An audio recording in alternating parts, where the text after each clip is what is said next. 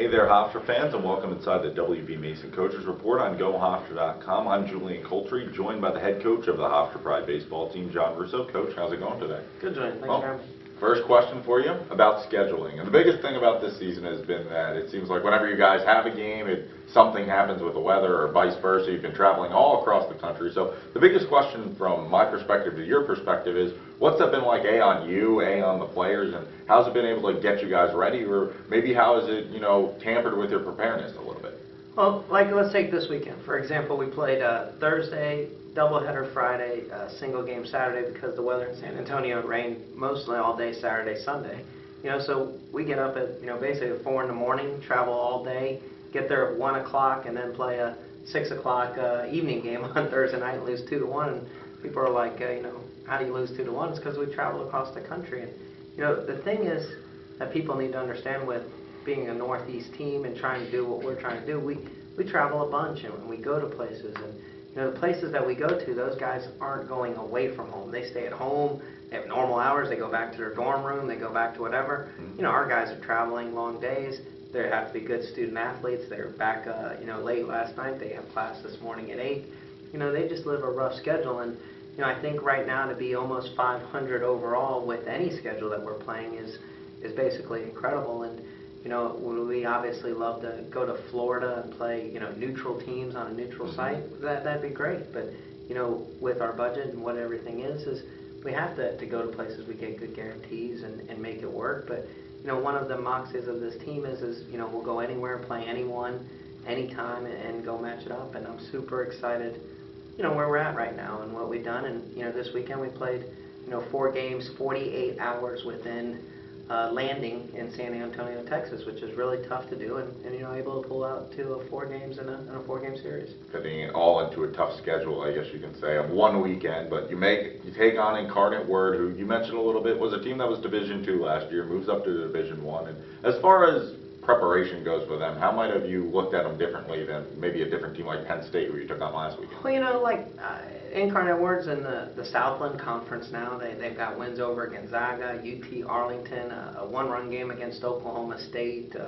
They're all Division I schedule right now. They're at home. They've got Danny Heap, a former major leaguer, as a coach of them, a 15-year head coach there. And they were as prepared a team and play team as any team we've faced. And the thing that you have trouble on them is scouting reports and finding out information about them, because you only have the few games that they've played in front of you. But that's not much different than us right now, with us playing 14 new players and only getting 2 weekends there. They don't have a great scouting report on us either.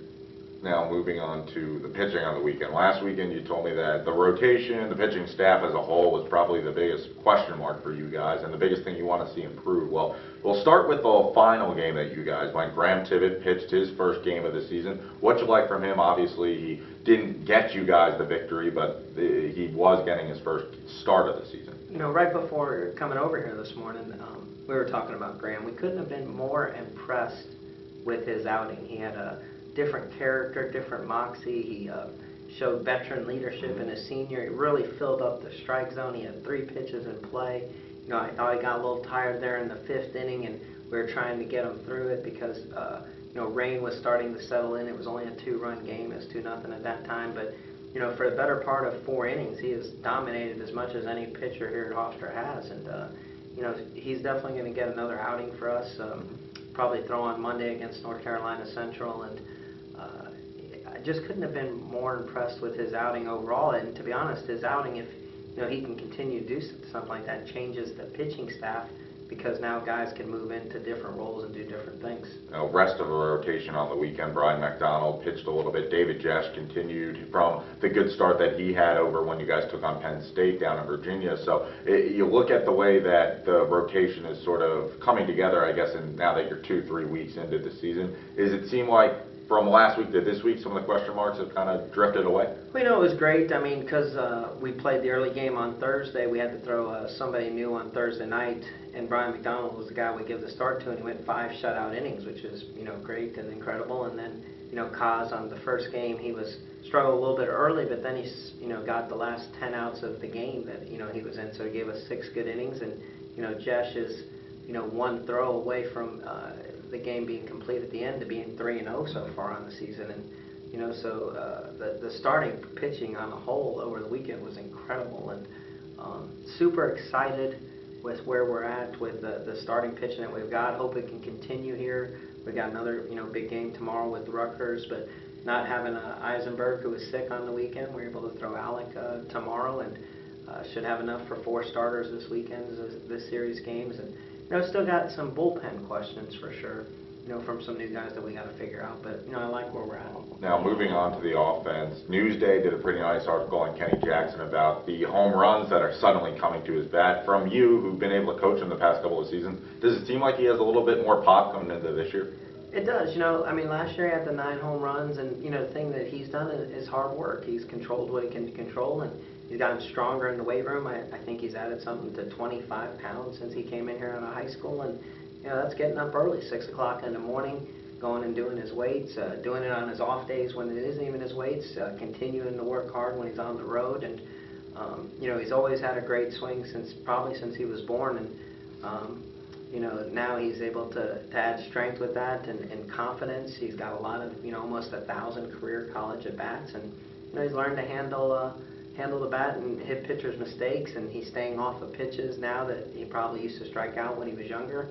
And, making pitchers throw the ball in the zone. He was doing some work when he did. Moving on to the rest of the lineup, Matt Ford had a home run, 2-run shot this past weekend, and Dalton Raleigh picked up a couple of RBIs. You look at the way that you've organized the batting order. You mentioned before that obviously you like to do some tinkering. You still want to find out who exactly you can put in that leadoff spot. So do you think that you've been able to answer some of those questions? And so far in these first couple of weeks, who do you think has been the most dynamic player offensively?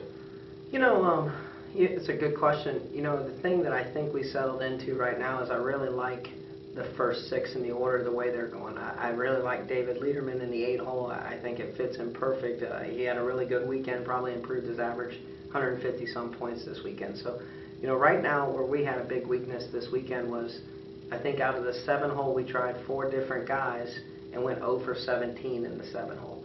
And in the 9-hole we tried 2 different guys or 3 different guys, and we went 1 for 16. So, a combined 1 for 33 out of the 7 and 9 hole, and that's just not good enough. And if we can figure out who those guys need to be in those spots, then I think we're going to have a dynamic lineup, because, I really like the structure of the first 6. I like what David's doing in the 8-hole. We need to get those 2 spots figured out. And, we have some time between now and Towson, and I think if we can get that figured out, we're going to do really well. And dynamic, I've got to think it's Brian McDonald, to be a pitching and hitting. And, he's really played some first base this weekend, which I thought he played really well. He had the big hit on the weekend. It was a 2-0 game we were losing. He hits a grand slam with 2 outs after Ford had gotten out. And, he really swung the bat well all weekend. And by him being able to lock down that 4-hole, it's been able to move other guys around it and to be really comfortable with the lineup. And, I love what Brian McDonald's been able to do for us in the lineup.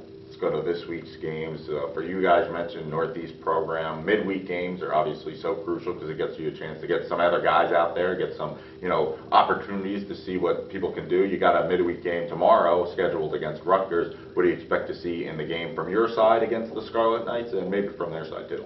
I know they're going to be really tough. They almost took 2 of 3 from Oklahoma. They did beat them on Sunday 8-6, got 16 hits, and then we're up 4 runs in the 8th and gave up 6 in the bottom of the 8th to lose one of the games. So, they're inches away from taking 2 out of 3 from one of the better teams in the country at Oklahoma. And so we were there last year. We know how tough that is. And I know they've got a really experienced lineup. They got a new head coach, Joe Laterio, who's a really good guy and plays an aggressive style type of offense. And they got a kid, Brian O'Grady, in their 3-hole that's leading their conference and hitting about 476 right now. So they'll be a really tough opponent. It's a good opponent, a team that we recruit against and have a good rivalry with. We've had some really good games with them in the last 2 years, and like you said, these midweek games are good to get guys more at bats, more swings, get to see some more pitching. And the weather on Wednesday is supposed to be really bad, so we try to move it up here to Tuesday, and we'll keep working around it. But I think if we get this game in, and we've got 2 scheduled for Saturday in Furman, 1 on Sunday, and then another game against North Carolina Central on Monday. And it'd be 5 games in a week, and that's exactly what we need. We need to keep playing and keep playing games and seeing guys more before we open up 1,000. Finally, one wrap-up as far as this week as a whole. You mentioned the games at Furman. You have Rutgers tomorrow, scheduled to be tomorrow. What do you think is going to be the biggest key from your coach's standpoint and from your standpoint seeing in these players? And what's the biggest thing that after this weekend you want to come away with? No, big thing for me tomorrow, I really want to see what Alec Eisenberg's all about. You know, he's had 2 starts now, and he was out this weekend sick with strep throat, but, you know, coming back on Tuesday against a really good opponent, Rutgers, I want to see what he can do. You know, I want to see what we can get out of those 7 and 9 hole, try a couple guys in those spots again tomorrow. And, you know, these next things, we just got to figure out 2 more sticks to add to the lineup, and you know, we got to find maybe 1 or 2 more bullpen options that we can count on every weekend. And I think if we're able to find, you know, those 4 guys, basically, I think we'll be in good spot to do a lot of damage here in the weeks to come. Thanks, Coach. Hey, thanks for having me. Remember, fans, you can tune into the W.B. Mason Coaches Report each and every week right here on GoHofstra.com.